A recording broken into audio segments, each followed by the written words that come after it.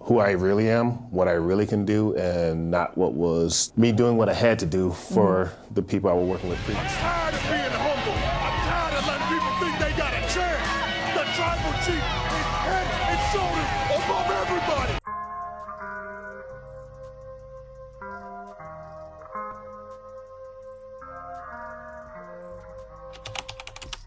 Hey, guys, we hit the locker room. We'll talk about Tony Khan has top black wrestlers at AEW, not WWE. You guys get the likes as we come into the locker room's Toss Ring Scandal, a.k.a. KDH. And, of course, as usual, you guys already know, we about to air some dirty laundry on this one. Now, there are interviews by Tony Khan himself, founder of AEW, Ricochet, the Hurt Syndicate that they did with Renee Paquette on AEW. There are many interviews talking about situations of how black wrestlers, of how themselves, who were in WWE and now they shifted over AEW, and how they made the jump and how much difference it makes being in a new company with fresh new ideas or ideas that was not used prior to WWE. And we're going to see that shortly with Ricochet, with Chris Van Fleet and Tony Khan, when he did an interview. But all I got to say is WWE, they definitely dropped the ball on playing these wrestlers, and I'm starting to see a pattern. And if Triple H does not change this method that he's been doing of booking, he's going to lose more wrestlers of color. So it's only a matter of time that everybody's going to make the jump. We already got Ricochet, Swerve Strickland, the Hurt Syndicate. We'll see more about this one here.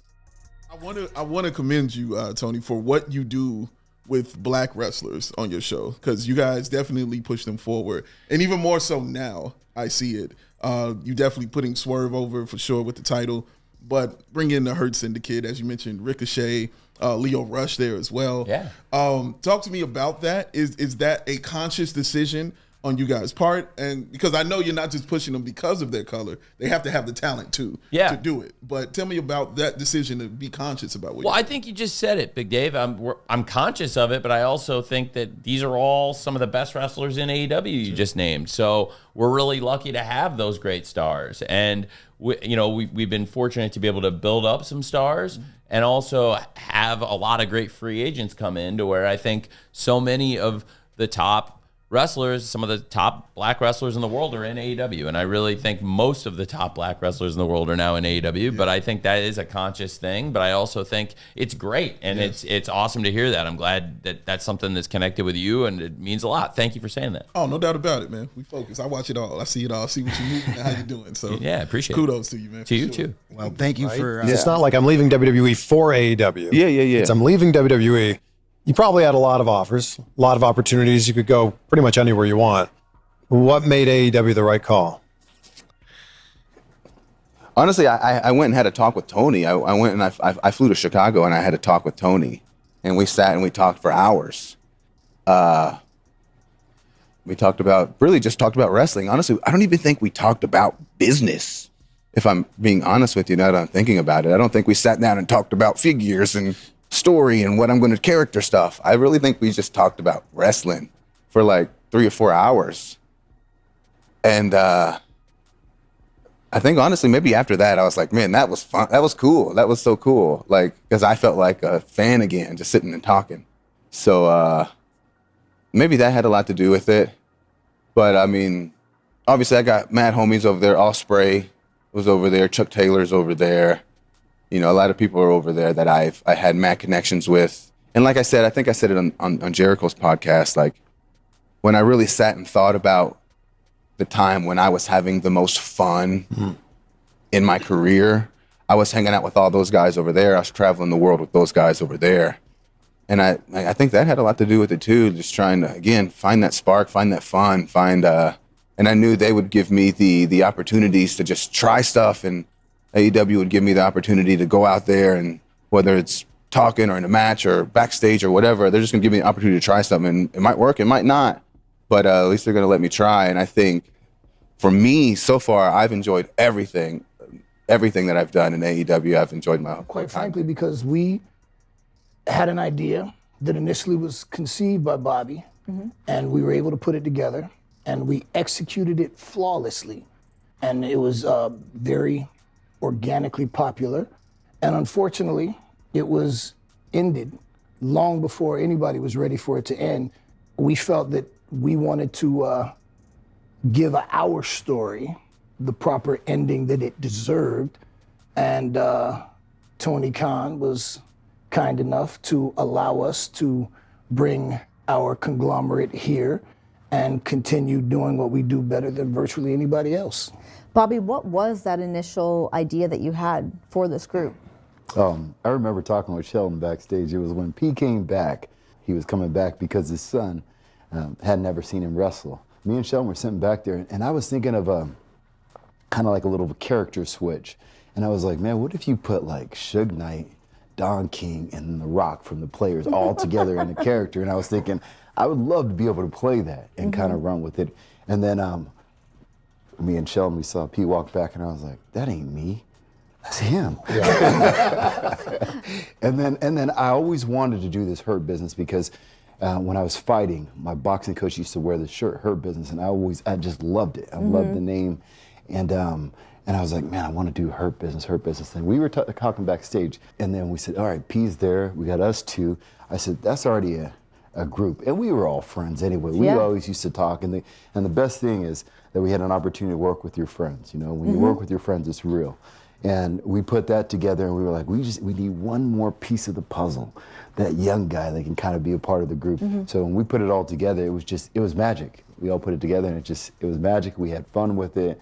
We ran with it. And then, you know, in the wrestling business, you always say, give the fans what they want. And the fans wanted us back. I mean, even to this day, before coming back, anytime anyone said, I posted something, at least one comment would say, Hurt Business, Hurt Business, Hurt Business. They always wanted to see us get back together because it was something that was real.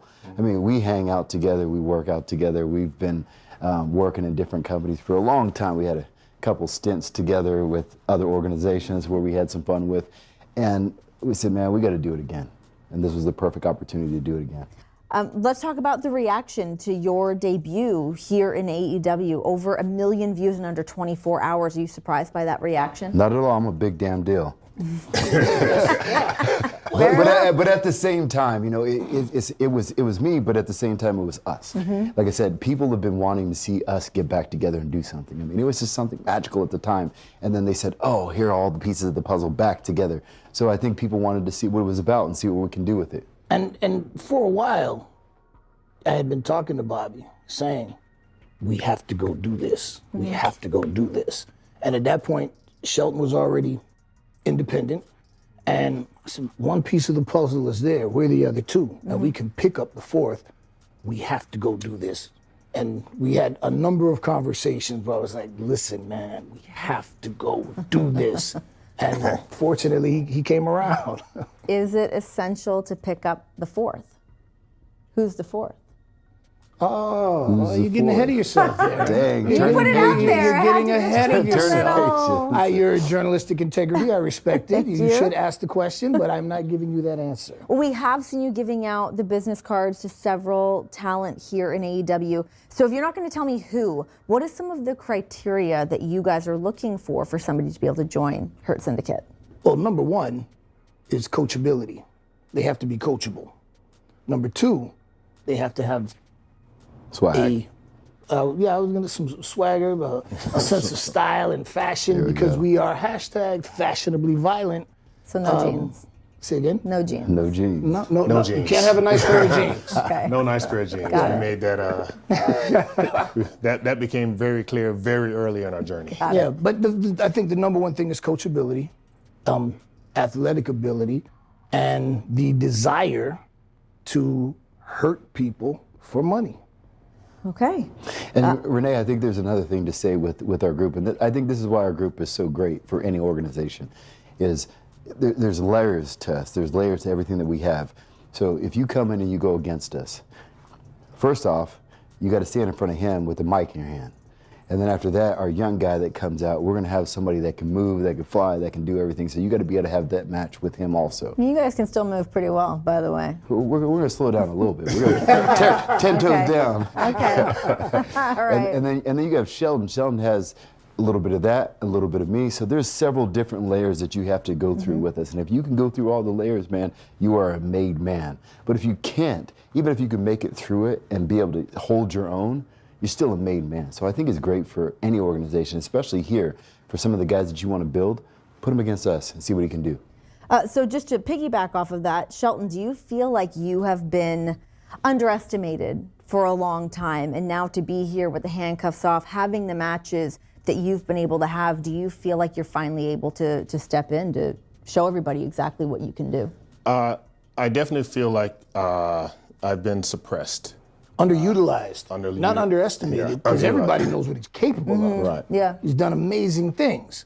Underutilized. Yeah. He hasn't been utilized to his maximum potential. You know, I've been in the business for a little bit, so I've done a few things, and yeah, I've definitely felt like here in AEW, I've had the opportunity to show fans who I really am, what I really can do, and not what was me doing what I had to do for the people I was working with previously. I really love that I can really be me here in AEW.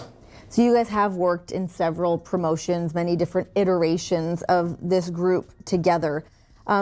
How far back do you guys go, and how have you been able to maintain this friendship? What is like the basis of the friendship with the three of you? I remember the first time I met these two guys. We were in the Staples Center, and there was a ball of tape and a trash can in the corner. And I'm sitting there new. I knew them speaking, but I didn't know them yet. And they were betting $20 who could make the ball of tape in Hit the him trash with a little can. one of these? Yeah, well, no, I was just watching. Okay. I was new. I'm kind of digging the scene from afar. Okay. And Bobby didn't want to pay. I remember that. You don't have to pay. You don't have to pay if you win. I should have remembered it a little differently. All right, guys, that's all I have regarding Tony Khan has top black wrestlers in AEW, not WWE. We have heard 3 different interviews, one from Tony Khan, Ricochet with Chris Van Fleet, and, of course, the Her Syndicate with the interview they did with Renee Paquette over a week ago. But hopefully I'm rooting for Her Syndicate to do something real major in AEW, as they did not get the opportunity in WWE most recently. So I really hope they do something different with that. Soon, 2 videos will pop up, guys. You guys click the links below to the content here. Always still go on the locker room. Check out anything, relationships, backstage stories, you name it, behind the match, anything. Appreciate you guys coming out to check out the content here. You guys already know what it is at this point. It is OUT.